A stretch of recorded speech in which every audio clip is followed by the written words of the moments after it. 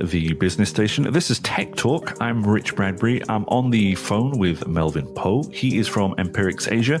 They're a non-profit media organization founded in January 2021.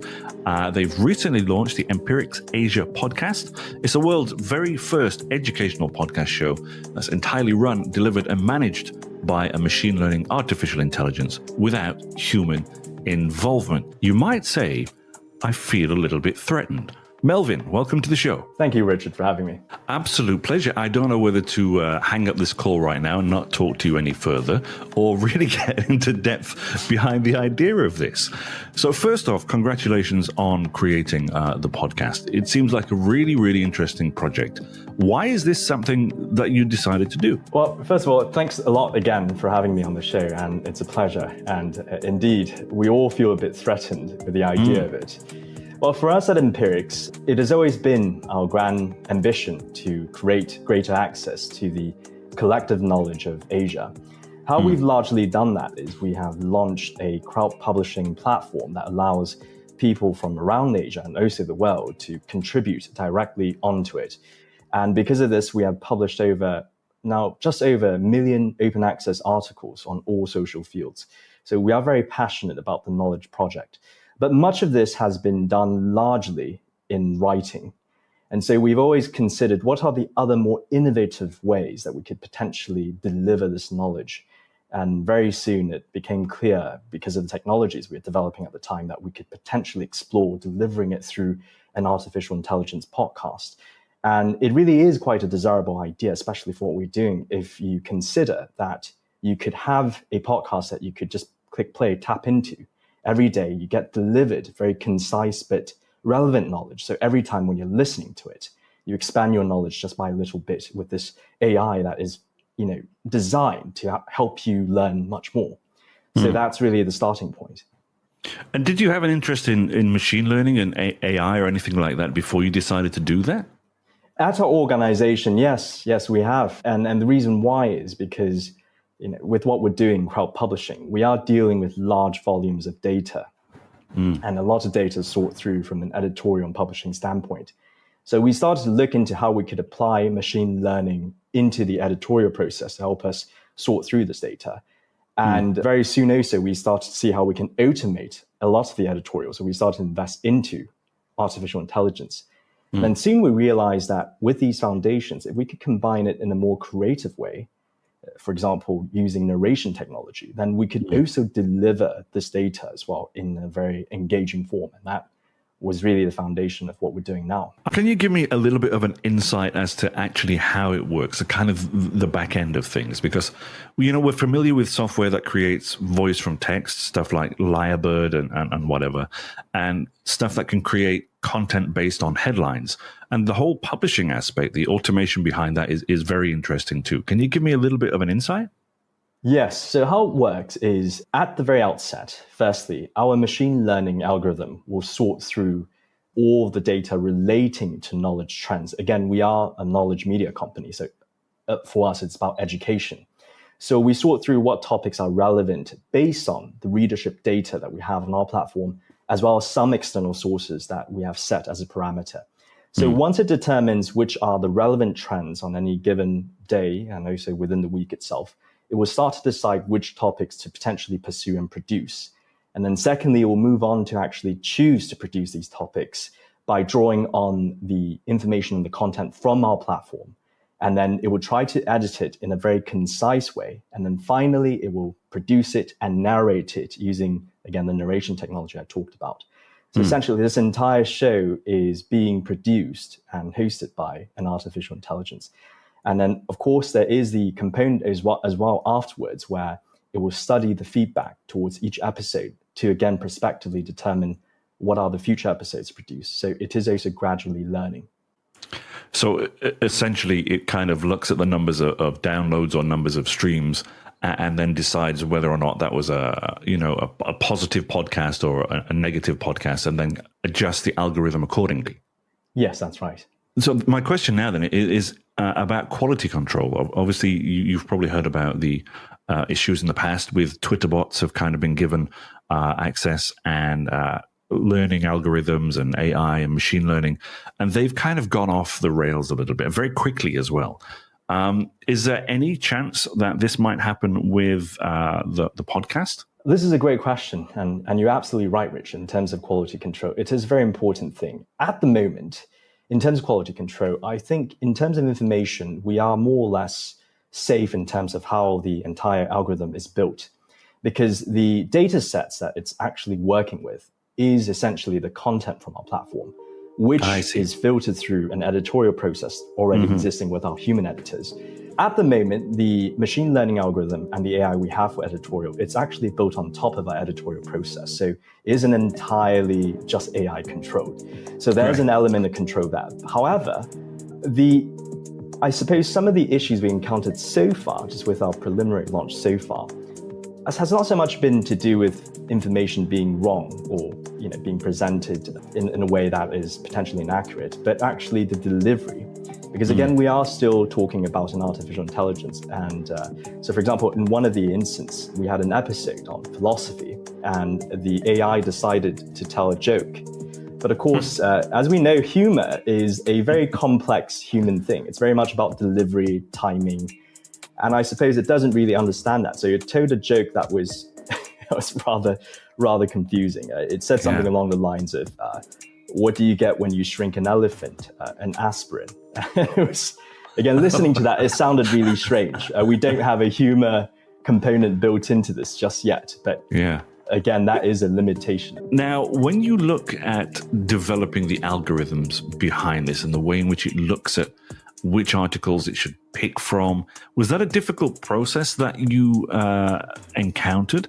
I mean, what kind of details did you actually feed the machine before you decided that, okay, this recipe seems to be the right one? So we actually had a very sort of organic way, a process that led to this. Before the AI was even developed, it was more or less in an incremental fashion. We started firstly with a machine learning algorithm that would help us analyze readership trends to be built into our current infrastructure to help us improve our publishing activity. And we already saw results with that. So we knew that this is something that was quite valuable. And then when we integrated an editorial process that was also automated through this AI technology, we also saw results from that. And then eventually when we combined it with narration, it sort of pieced together. In terms of the things that we feed to it, again, because it happened so incrementally, if there were any issues that we encountered, or if we saw there was no value in certain things that we did, we easily rectified it. So overall, because of it being incremental, it was actually quite organic and we didn't encounter too much of a challenge in doing it. I suppose if we were trying to design it from the outset, then it might be a bit of a challenge to figure everything out. But because of the way it was pieced together, it was actually quite natural for us. Do you see commercial benefits from this, or is it strictly just an educational thing for now? So the good news, I suppose, for most of the listeners now is that the Empirics podcast is entirely non-commercial. It is educational, and we don't plan to commercialize it, at least a podcast in any sense. So no ads, no native advertising or sponsored content or episodes. But in terms of the benefits for us commercially, potentially there are a lot, because the underlying technology will certainly help us in our overall publishing activities. And one of the biggest areas we're going into now is actually book publishing, which is commercial. So we hope, again, having tested this technology, we can also apply it into the other areas, the other commercial things that we do. Although maybe stay away from comedy books for the time being. Yes, indeed. I think it is still quite far of a dream, potentially one day, for us to see an potentially AI comedian, because it truly is quite complex. But for what we're doing, which is knowledge media, again, the AI is able to deliver it in a very naturalistic way. So that's fine. But again, there are limits to what it can do. And do you have plans for other types of content as well, perhaps? I mean, you've just mentioned books, perhaps, and already you're talking about knowledge. What about other things? Is there other kind of angles that you're looking at? So the most exciting thing for us, Richard, is really the underlying technology. Because again, the podcast is exciting, and that very much of that is narrating the underlying technology. But the underlying technology will help us at Empirics in understanding the knowledge trends, as well as the relevance and the value of certain topics in terms of publishing. So we do certainly plan to use this technology to pursue other areas too, because again, overall, it will help us understand what is more relevant and more valuable for our audiences. The other areas, the biggest area that we are potentially looking into at the moment is actually book publishing. And certainly, if anyone is familiar with the publishing industry, it is very much about data. But again, the difference between, I suppose, us humans doing it and humans enabled by such technology is that we can do it in a more mathematical and potentially accurate way.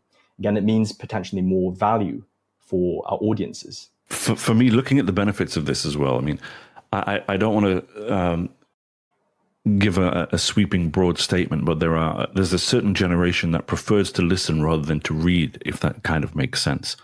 And to be able to deliver knowledge and information to a very digitally savvy generation, I think it would be extremely beneficial.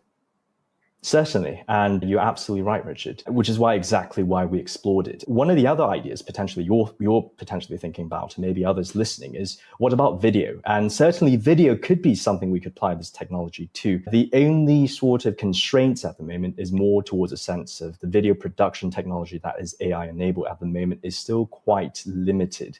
So again, it is what technology allows us to do. Even for the narration technology we looked at, that we developed and we invested into, actually, the AI voice is modeled after the British actress Gemma Chan. And again, it took a while because only in recent years, narration technology has gotten to a point where it can actually sound very human. But I imagine if we were to do this maybe 3 years back, you would seriously be listening to almost this very robotic narration, and it might turn you off in terms of listening to it. So yeah, certainly there is a limit to what technology allows in terms of the avenues that we could explore. Yeah, the voices for AI has definitely come on leaps and bounds, especially within the last couple of years. It's in some ways it's kind of terrifying, but also incredibly fascinating. What we did, by the way, Richard, was we actually played the podcast for some of our friends and also some of our staff when we were developing it, and a lot of them were not able to tell initially that it was not human. And then we told them, oh, this is actually an AI, There was technology I encountered fairly recently where I gave it a 10-minute recording of my voice, and it went away and then came back. The AI had essentially managed to kind of deconstruct my voice, and then I'm able to type, and it very quickly learned my voice and read what I typed and sounded like me, but not quite me. And that is what terrified me, I think, a little bit more than anything. The fact that I could just type in what I wanted to say rather than actually having to say it. Very interesting technology. Final question. Was it an expensive project, and how is it being funded? Right, so it was quite an expensive project because essentially we had to invest in 3 different technologies. We had to invest in a machine learning algorithm, artificial intelligence in editorial, and then ultimately also we had to invest in narration technology. So it's 3 technologies combined. However, with our organization, we actually raised quite a sizable amount in January this year. And much of that has also gone into developing and enhancing our infrastructure. And of course, this is really one of the areas that we have put money into as well. So it was quite expensive. However, in the long run, it is totally worth it because, again, it isn't just about the podcast. It is about the overall understanding of how we can deliver more value to our audiences to really facilitate greater access to the collective knowledge that we are trying to do.